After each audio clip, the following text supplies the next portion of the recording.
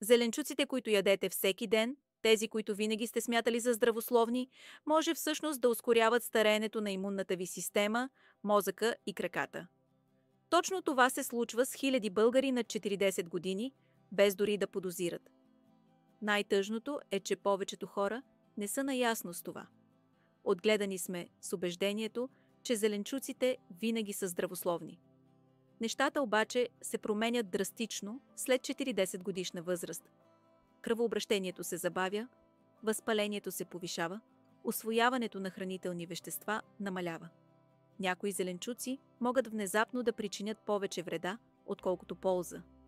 Някои повишават кръвната захар като бомбони. Други дразнят стомашната лигавица.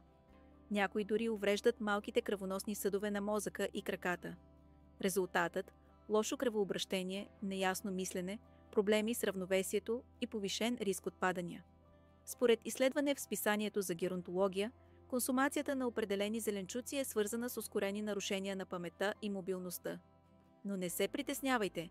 За всеки зеленчук, който може да се наложи да избягвате, има друг, който трябва да започнете да ядете. Преди да започнем, напишете в коментарите от кой град в България ни гледате. Ако видеото ви помогне, напишете полезно. Ако не, напишете безполезно. Първи опасен зеленчук. Белите картофи – тихият разрушител.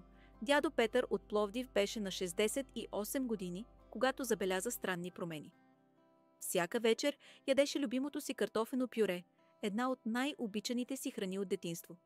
Той се гордееше, че никога не се беше отказвал от нищо.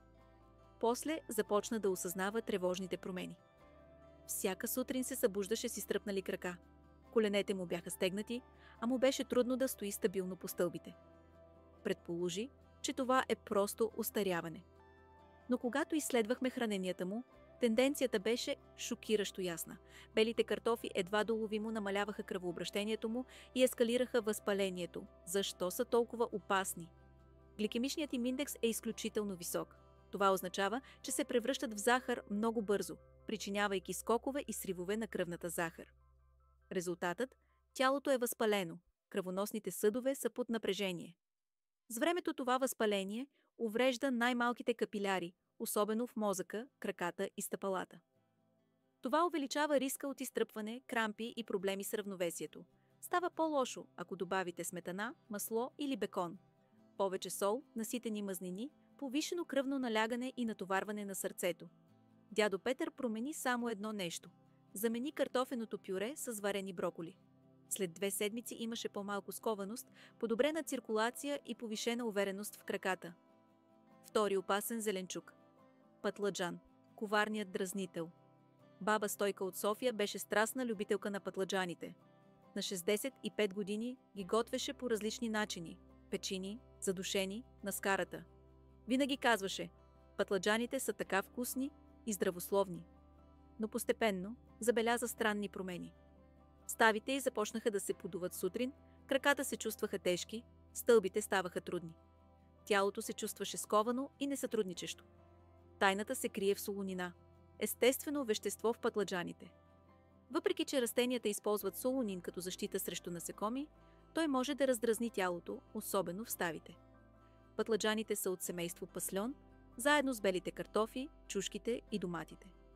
Много възрастни, над 4-10 години, стават по-чувствителни към тях с възрастта, особено тези с артрит или нервни болки. Най-коварното е, че нервните сигнали от мозъка до краката могат да бъдат забавени от солонин. Това увеличава вероятността от спъване и води до по-бавни рефлекси. Баба Стойка спря пътладжаните за 4 седмици. Резултатът – намалена сутрешна твърдост, повече жизненост и подобрено равновесие. Трети опасен зеленчук. Зелените чушки – неуправляема заплаха. Професор Димитър от Варна използваше зелените чушки във всички салати. На 63 години се гордееше с здравословната си диета, но започна да изпитва странни стомашни проблеми, болки в ставите и замъглено съзнание. Никой не очакваше, че зелените чушки са виновникът. Проблемът се крие в лектините – растителни протеини, които предпазват растенията.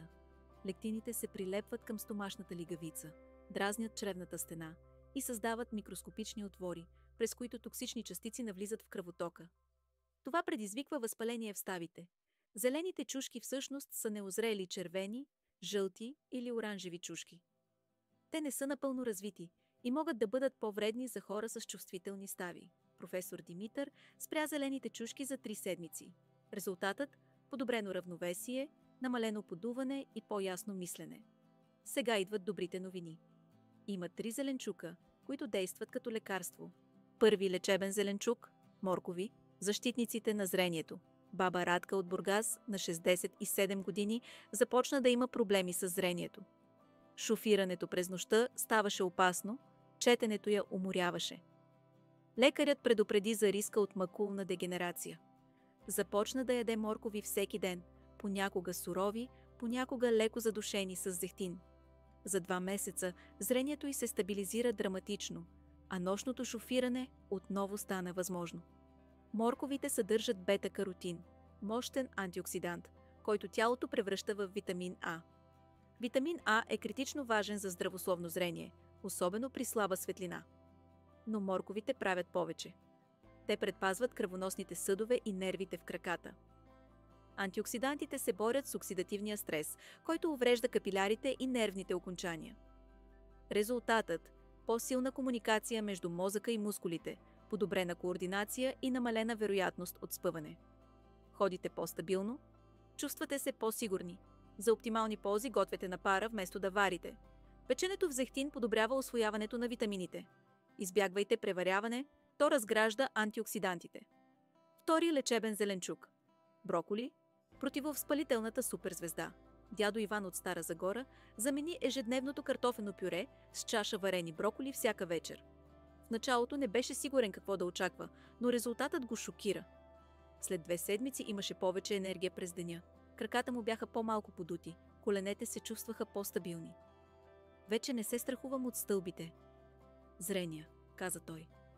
Тайната на броколите е сулфурофанът, вещество от кръстоцветните растения. То насърчава здравето на сърцето и мозъка, намалява клетъчното възпаление и стимулира детоксикиращите ензими. Възпалението се превръща в тих враг с възрастта. То засяга кръвното налягане, паметта, ставите, мускулите. Сулфурофанът помага за спирането му преди да причини вреда. Броколите имат обратния ефект на белите картофи. Вместо да повишават кръвната захар, те я стабилизират. Поради антиоксидантите и фолата, броколите насърчават умствената острота и се борят с мозъчната мъгла. Важно е как готвите. Сулфурофанът се разрушава при продължително кипене. За оптимален вкус, леко задушете или сотирайте в зехтин. Трети лечебен зеленчук – спанак, кръвообращенският активатор. Баба Мария от Пловдив на 69 години имаше проблеми с координацията. Рефлексите й бяха бавни, често се препъваше, мозъкът й сякаш не можеше да комуникира с мускулите достатъчно бързо. Започна да добавя спанак към всички ястия. В смутита, леко задушен с зехтин, бъркани яйца. Промяната беше поразителна. За месец рефлексите й се подобриха, координацията стана по-добра. Причината – органичните нитрати в спанака. Нитратите разширяват кръвоносните артерии, подобрявайки кръвообращението в мозъка и краката. Повече кислород означава по-силни мускули, по-бързи рефлекси, повишено внимание. Повечето хора падат не защото имат слаби крака, а защото имат бавни сигнали. Когато мозъкът не може да комуникира с мускулите достатъчно бързо, дори обикновена стъпка става опасна. Спанакът съдържа и лутеин с зеаксантин – антиоксиданти, които защитават зрението и поддържат макулата на ретината. Не варете спанака твърде дълго, това изчерпва хранителните вещества. Добавете сурово към смутита или задушете леко с зехтин за максимални ползи. Заключение. Силата на правилния избор. Зеленчуците, от които да стоите далеч. Бели картофи нарушават кръвообращението и повишават възпалението.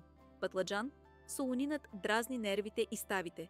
Зелени чушки, лектините нарушават храносмилането. Зеленчуците, които да ядете по-често. Моркови, подобряват зрението и нервната свързаност. Броколи стабилизират кръвната захар и намаляват възпалението с панак. Увеличават кръвообращението и изострят рефлексите. Всяко от тези решения може да изглежда незначително, но взето като цяло, те влияят на мобилността, умствената острота и способността за самостоятелност. Спомнете си за дядо Петър, на 68 години, с стегнати колене и нестабилност. Промени само едно нещо. Замени картофите с броколи, добави моркови и спанак. След няколко седмици не само се чувстваше по-добре. Живееше по-уверено, мислеше по-ясно и се движеше по-ефективно. Скъпите добавки не са необходими. Сложната диета не е нужна. Трябва да сте последователни и информирани. Всяка хапка се брои за глас. Гласувате или за сила, жизненост и независимост, или за слабост, възпаление и упадък. Добрата новина е, че всеки ден имате още един шанс да гласувате правилно. Кой зеленчук ви хвана неподготвени днес? Ядяхте ли го често или го избягвахте, без да разбирате предимствата му? Кажете ми в коментарите. Ако това видео ви беше полезно, моля харесайте и се абонирайте за повече съвети за здравословно стареене. Помнете, не сте в безизходица. Тялото ви постоянно обръща внимание на това, което му давате. Всяко мъдро решение му предава ясно послание.